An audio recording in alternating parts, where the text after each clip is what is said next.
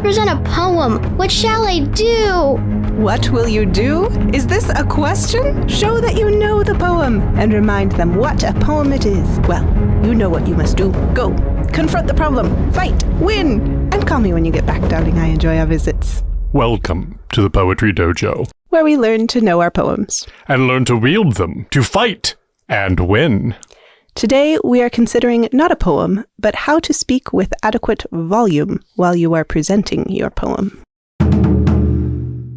No poem, no matter how well written, no matter how well loved, can be judged well if you can't hear it. And so it becomes very important that after, we'll talk about memorization later, perhaps, but after you have learned your poem, you need to learn to say it so that your audience can hear it. Now, some people have a natural advantage. They have a voice that carries, it's the right frequency, the right resonance, but all is not lost, even if you are not naturally given that bonus. Through practice and a little bit of intentional practice, we can support our voice so that it can reach our audience. What are some of those intentional practices that we can do to make the sound carry? Well, the first thing you need to do is breathe properly, and that's from your diaphragm, not from your chest. So if you put your hand on your belly, you should be able to feel your inhales on your belly. Your shoulders should not move. This should be down deep in your center.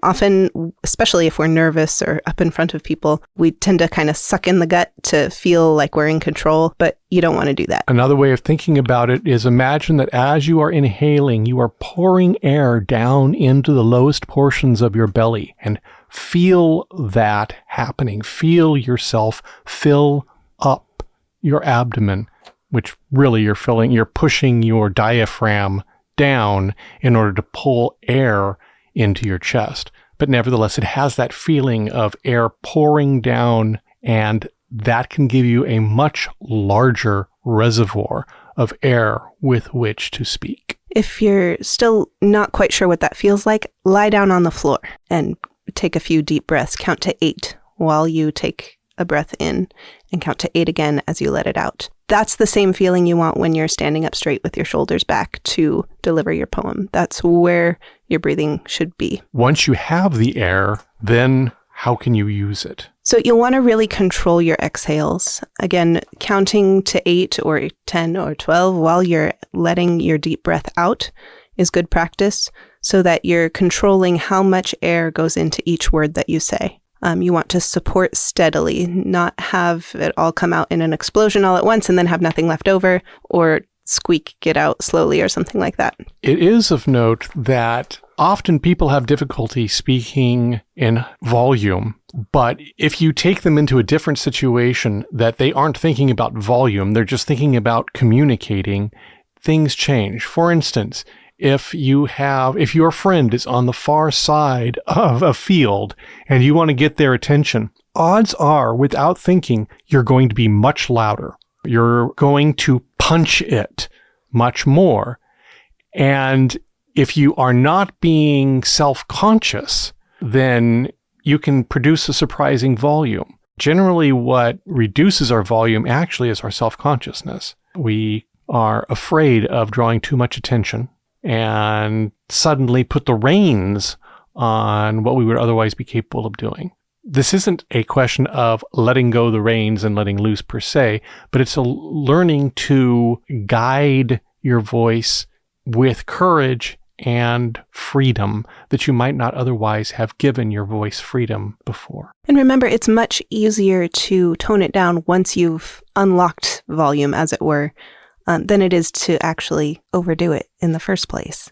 There is if you're actually able to get into the venue where you will be presenting your poem, if you are not mic'd, and the whole scenario changes the moment they put a microphone on you. Mm-hmm. And the sad thing is you lose a lot of control the moment they put a microphone on you.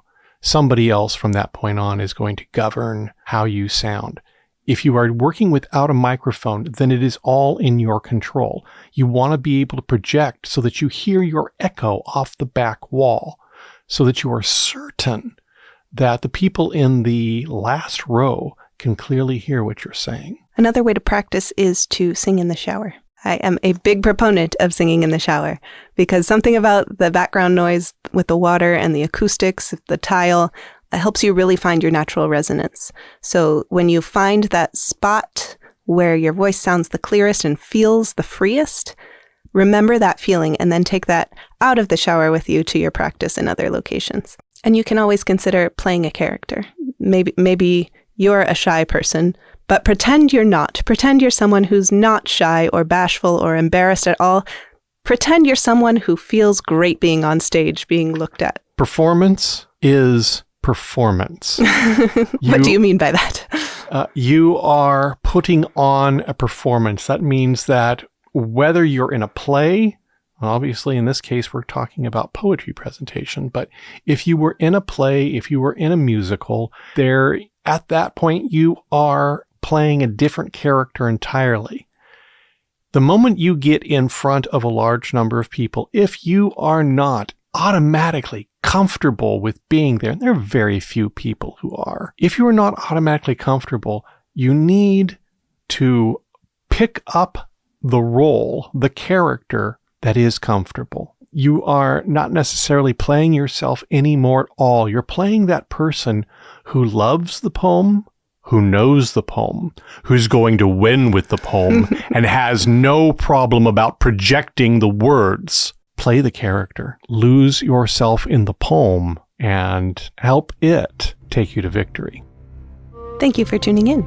This has been a production of DieCast Media Group. Please recommend us to your friends, family, relations, but not your competitors. Feel free to email us with questions at poetrydojo@diecastmediagroup.com. Tune in next time for another exciting episode and perhaps another fine poem.